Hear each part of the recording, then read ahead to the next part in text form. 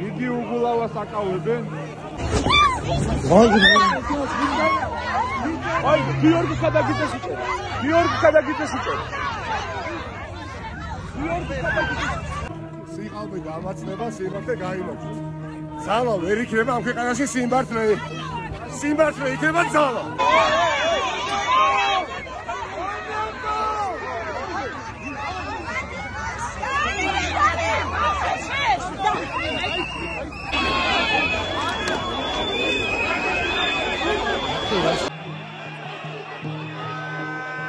გაწიე კამერა, თორე გაგიტროთ ოფისში ჟურნალისტი.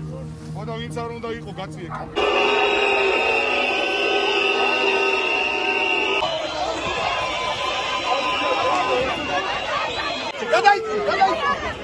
В ночь на 3 февраля в Тбилиси снова столкновение силовиков и протестующих. Продолжаются масштабные протесты. Вот уже 3-й месяц идут протесты в Грузии. Силовики 3-й месяц бьют и арестовывают. Теперь все жестче.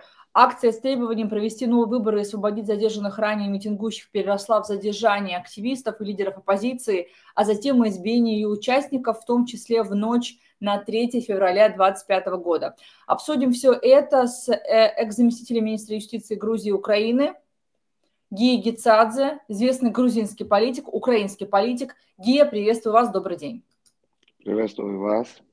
Спасибо за приглашение. Гия, что происходит? Вот уже 3-й месяц, сегодня 3 февраля 2025 года, происходят жесткие протесты, избиения, столкновения и, самое главное, задержание активистов и лидеров оппозиции. Как вы это оцениваете? Я уже с самого начала говорил, что после того, как они украли выборы, это было начало демонтажа режима Иванишвили, поэтому они почему-то, наверное, думали, что все диктатуры так думают, что когда они будут там арестовывать и избивать демонстрантов, их будет все меньше и меньше, а в Грузии все больше и больше, и каждый день, и в каждом городе. Потому что все это начиналось в Тбилиси, а сейчас такая же активность в регионах Батуми, Зугдиди, Кутаиси, других больших и маленьких городах. Поэтому я думаю, что вот то, что они вчера сделали, это как раз агония, когда полицейские просто нападают сами на людей и избивают их, ругают. Только вчера арестовали 30 мирных демонстрантов. И я думаю, что режим Иванишвили постепенно идет к концу. Им не удержать власть, когда народ не хочет их. И они свободно даже на улицах не выходят. Они даже в других странах, там, в Европе или в других государствах, когда встречаются с случайными там, грузинскими туристами, они тоже на них все подчеркивают, что они рабы путинского режима и так дальше. Поэтому нет никакой поддержки народа, есть только правоохранительные органы, их лидер Бидзина Иванишвили и несколько людей, которые на него активно работают. Гия, вот мы смотрим кадры задержания лидеров оппозиции Гиги Угулава и Ника Мелия. Расскажите, то есть, что вообще происходит, в каком это государстве могут, в принципе, арестовывать лидеров оппозиции, это политические фигуры, за что вот эти ужасающие кадры, которые мы с вами сейчас смотрим? Это же не первый раз, ну, в смысле, Миша Саакашвили сидит у них уже давно в тюрьме, и для всего мира известно, что он политический заключенный. И они регулярно арестовывают разных политических лидеров. Гиги, например, был мэром Тбилиси и строил город, строил дороги. В это время Тбилиси очень преобразовался. Ника Мелия тоже один из лидеров оппозиционной партии одной. Поэтому вот они как будто показывают всем, что они пойдут на все. Потому что Бидзина Иванишвили несколько месяцев назад сам, никто его не спрашивал, сам он сказал, что я хочу, чтобы все знали, что я не Янукович. Но так как он сам начал сравнивать себя с Януковичем, это уже симптоматично. Гея, что грозит лидерам оппозиции? Вот это какие действия могут быть? Их арестуют на сколько дней? Это будут недели? Там это зависит от их решений. Там же нету фактически правосудия и независимого суда. Там соберутся, если они примут решение оштрафовать, выпустят, оштрафуют, выпустят. Если примут решение задержать на 2 недели, 30 дней, задержат. Если примут решение посадить на 2 года, найдут статью в Уголовном кодексе. Поэтому там невозможно заранее сказать, что будет, какие решения они будут принимать. Но самое главное состоит в том, что ни один политический лидер не руководит этими акциями и демонстрациями. Это все народное восстание. Поэтому они не могут от результатов уйти, потому что это самоорганизованный грузинский народ, и если какой-то оппозиционный лидер на какое-то время задержан или арестован, это не будет влиять на протесты. Я думаю, что протесты будут все больше и больше. Людей будет все больше и больше. И грузинский народ вот уже 3-й месяц каждый день выходит, и они самоорганизованно стараются в рамках Конституции, в рамках закона мирно собираться,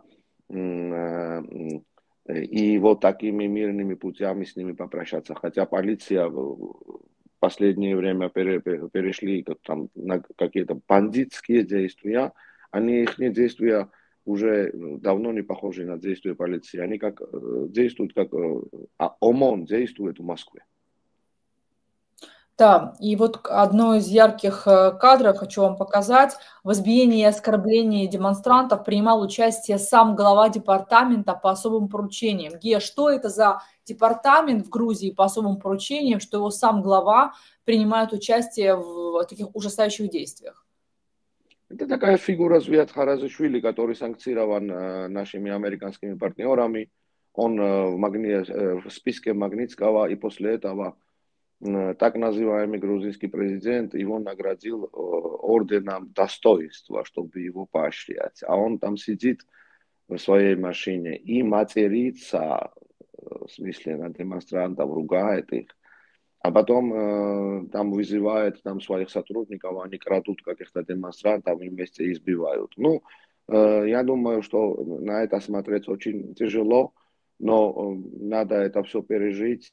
И я думаю, что это время уже настало, потому что температура поднимается, они уже сами даже себя не могут контролировать. И будут, наверное, допускать много ошибок, и Бедзина Иванишвили придется отказаться от власти, которую он украл у грузинского народа очень скоро. Уважаемая аудитория, поставьте лайк этому видео, подпишитесь на мой YouTube «Даже счастливая», в комментариях напишите несколько теплых слов в поддержку грузинского народа, в поддержку вооруженных сил Украины и Украины. В комментариях напишите, что вы думаете о ситуации в Грузии в целом, как можно ее поменять.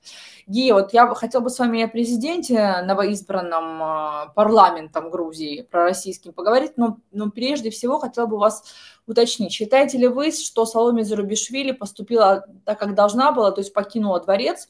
Очень многие ожидали, что именно дворец или там резиденция президента Грузии будет тем местом, где оппозиция сможет организовать свой политический штаб и начинать некие политические движения. Но Саломе, она вышла и сказала, что я покидаю свою резиденцию, будет в другом месте находиться. И таким образом очень многие сказали, что надо было проявить более сильную позицию. Но, наверное, это была ее угроза ареста. Как вы считаете? Интересно ваше мнение.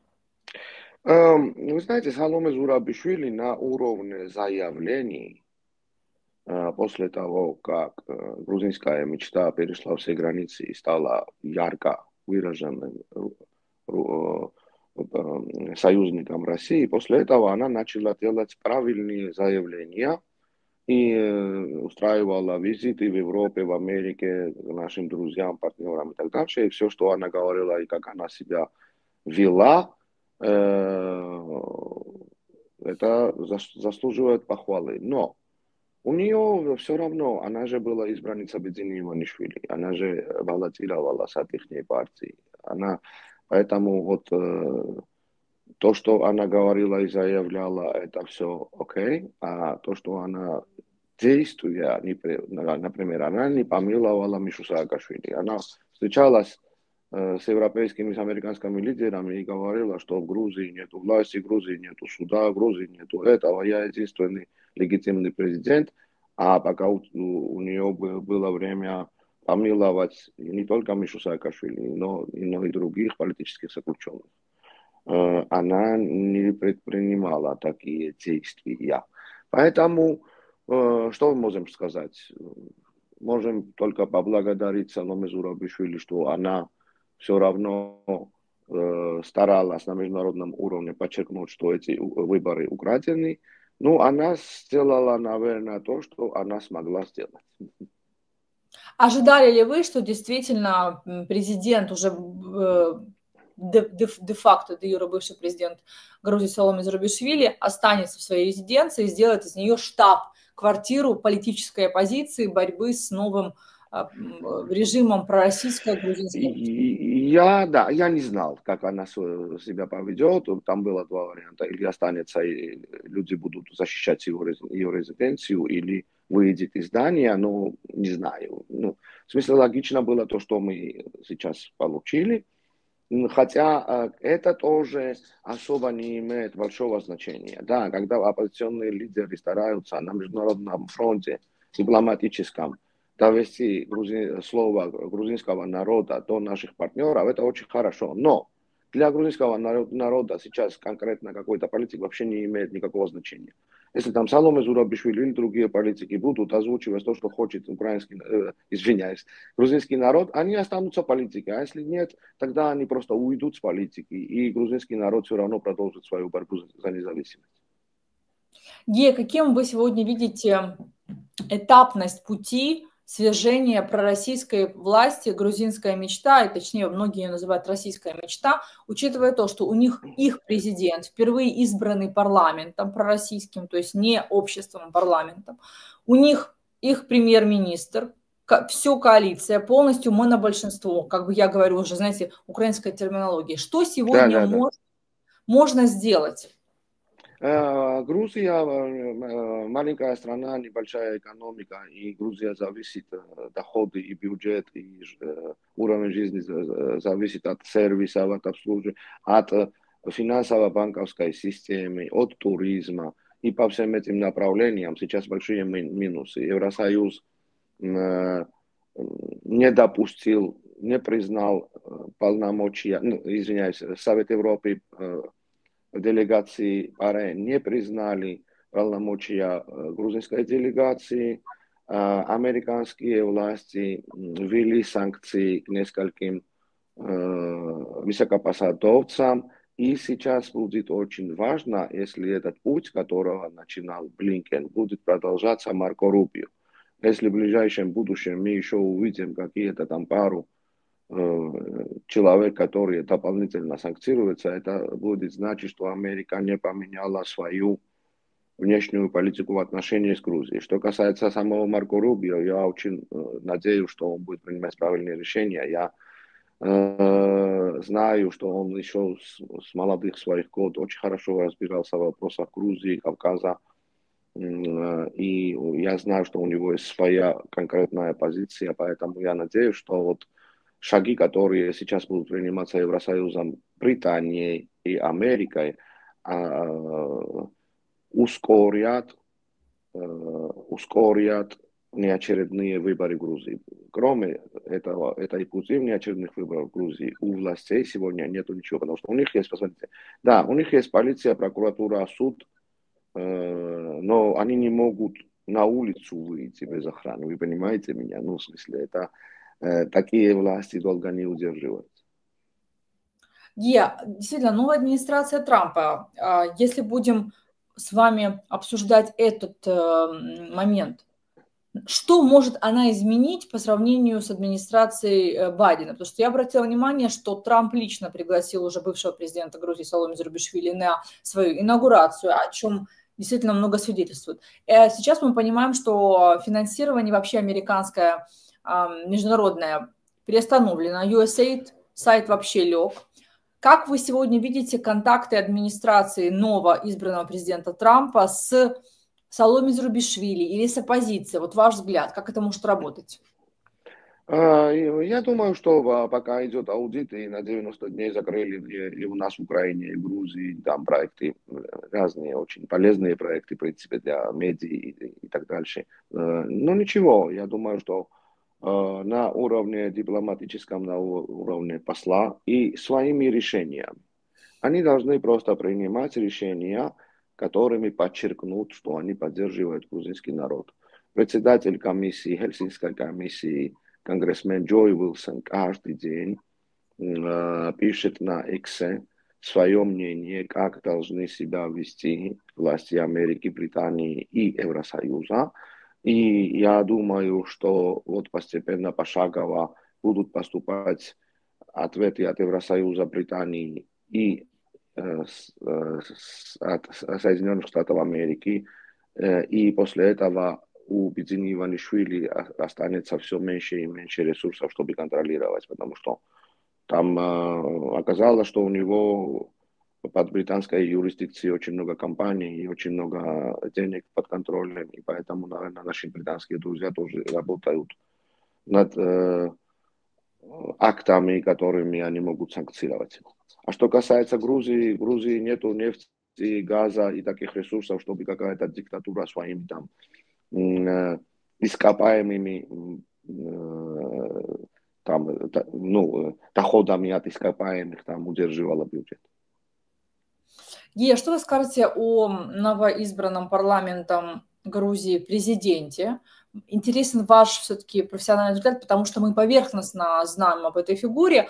А как вы ее оцениваете? Может быть, какой-то ее исторический, биографический бэкграунд? Вам слово.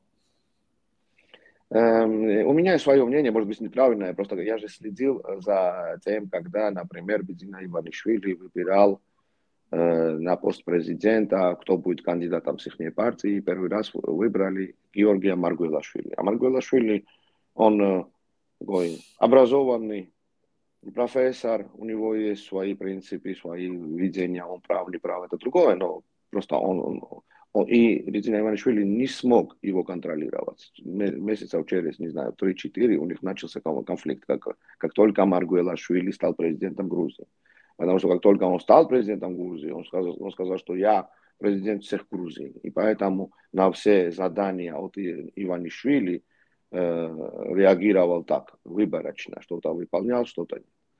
Потом они избрали Саломе Зурабишвили, бывшего дипломата, бывшую гражданку Франции с опытом и так дальше. И как только Саломе Зурабишвили тоже стала президентом, и они начали радикально менять курс, она тоже вышла из контроля. И поэтому для Бедзини Иванишвили, наверное, был такой выбор. Давайте найдем кого-то, кто будет никто, и никто с ним не будет говорить, кроме меня, кроме выполнения моих заданий. Поэтому вот этот никто и есть сейчас президент. И это сегодня устраивает грузинскую мечту на 100%. Грузинская мечта, посмотрите, грузинская мечта сейчас невозможно сказать, что они одна команда, потому что я получаю информацию, как у них внутри команды очень большие конфликты уже, потому что там, когда они вместе зарабатывали деньги, это хорошо, но когда они видят, что сейчас будут санкции, и бизнес, и депутаты, которые стали богатыми и так дальше, и дети, у которых учатся там в Америке, в Евросоюзе, в Лондоне и живут, они не хотят такой жизни. Поэтому внутри команды есть большие стычки, пока это не выходит наружу, но я думаю, что это случится очень скоро. Они там стараются с разными там нашими друзьями, партнерами встречаться, просить, чтобы их не санкционировали. Вы знаете, что вот несколько месяцев назад генеральный прокурор Грузии уехал в Европу, оттуда отправил письмо, что он подал в отставку, и потом, как я знаю, по-моему, уехал в Америку. И вот этот процесс отставок и будет продолжаться, я думаю. И они тоже поймут, что там 5 человек, у которых есть власть, все равно не могут эту власть применять, когда всеобщее восстание и в народе никто не хочет их видеть у власти. Гия, а как сегодня мощно финансируется грузинская мечта извне, из Российской Федерации? Вот интересно, это большие вливания или это совместные российско-грузинские проекты экономические? Там экономических сегодня ничего нету, русские же никогда не финансируют. Русские даже после 90-х даже Абхазию забрали у Грузии и вообще не финансировали, там все ржавеет и стареет. Нет, я думаю, что Грузия была каким-то очень существенным и очень важным транзит-хабом для России после нападения на Украину. И транзит-хабом не только для товаров, но и для денег. Я думаю, что вот на этом и ну, не бюджет Грузии, но вот эти люди, которые у власти, наверное, и зарабатывали деньги, и применяя финансовые банковские механизмы для обхода санкций России, для ведения бизнеса и так дальше. Поэтому у них, я думаю, сейчас финансово такое обоюдно полезно дружеские отношения до сегодняшнего дня. Гея, вы знаете, когда я общаюсь с Ахмедом Халидовичем Закаевым, да, премьер-министром Ичкерии в экзиле, когда я общаюсь с главой Ассамблеи народов Кавказа Русланом Мухамдиевичем Кутаевым, все они мне говорят, что Грузия очень важна для России с точки зрения того, что если Грузия будет свободна от российского гнета, от российского влияния, то тогда это даст толчок для фрагментации России и для того, чтобы много народов Кавказа были свободными, независимыми. Согласны ли Конечно, вы конечно. с этой точки зрения? 100% согласен, 100%, потому что для Российской империи, еще начиная с царства и России, это было очень важно владеть Грузией, потому что Грузия это был ключ Кавказа. Если сейчас грузинскому народу не удастся освободиться от этой диктатуры, я думаю, что там несколько следующих месяцев они будут проводить спецоперации против, например, Пашиняна, потому что русских он не совсем устраивает. Ну, вы понимаете, это из Грузии всегда все вот это начинается, потому что если наши бывшие республики советские, там Казахстан и другие увидят, что у Грузии не получилось, тогда они тоже будут более лояльно относиться к России. И поэтому они все смотрят сейчас на действия американцев, Евросоюза и британцев, будут, как они активно будут поддерживать грузинский народ. Что касается чеченцев, ингушей, других наших кавказских братьев, они веками воюют и борются за независимость. И для них свободная независимая Грузия от русского влияния – это большой шанс создавать прогрессивные светские государства. Так и делал Джохар Дудаев вместе с нашим грузинским президентом Святом Гасахурди. Но после того, как русские там 15 лет воевали и расстреляли там больше, чем половину населения, которые и все равно не выиграли эту войну, а сейчас просто дотации дают чеченцам, а чеченцы народ просто принял решение выживать и ждать. Вот. Сейчас настал момент, когда весь мир прогрессивный должен поддержать грузинский народ, чтобы закончить господство Российской империи на Кавказе. Гея, финализируя нашу с вами сегодняшнюю беседу, конечно, не могу не спросить вас, какие у вас ожидания от администрации Трампа в контексте, безусловно, что переговорного процесса. Будет ли он, Дональд Трамп, его администрация, сильно давить на Путина, применяя все санкции? Вот последние цитаты самого Трампа. Трамп заявил, что переговоры с Украиной и Россией успешно продвигаются. Канада ввела ответные пошлины для Америки вплоть до 25%. Многие усомнились в верности принятых Трампом шагов, и цены на криптовалюту рухнули. Трамп заявил, что Панамский канал можно получить без боя и ввода войск. Трамп собирается ввести дополнительные пошлины на товары из ЕС.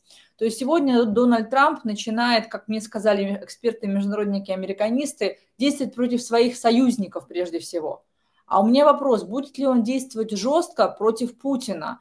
И, как он сказал, если Путин не сядет за стол переговоров, тогда он уничтожит Россию, потому что мы наложим такие санкции, что Россия будет уничтожена. Вот мне интересно ваши ожидания от его администрации. Да, я думаю, что да. Я думаю, что он не позволит Путину показать свою силу, потому что он сейчас хочет всему миру доказать, что он сильный президент, который строит великую Америку. Поэтому если там проявить слабину перед Путиным, что-то я это не допускаю, не могу. А что касается своих партнеров, я, в принципе,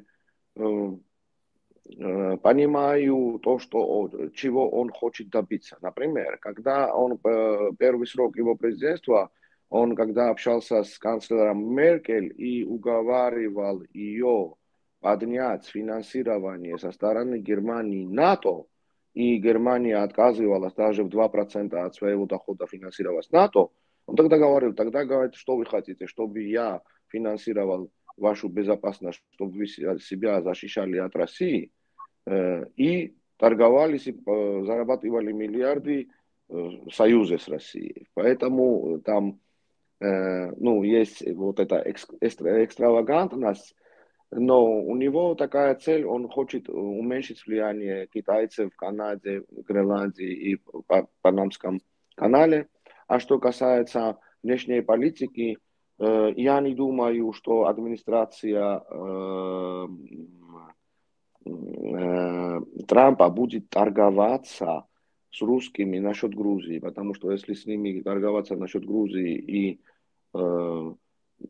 если Грузия останется в руках России, тогда Кавказ полностью будет контролироваться русскими, и тогда Путин будет воссоздавать Советский Союз реально.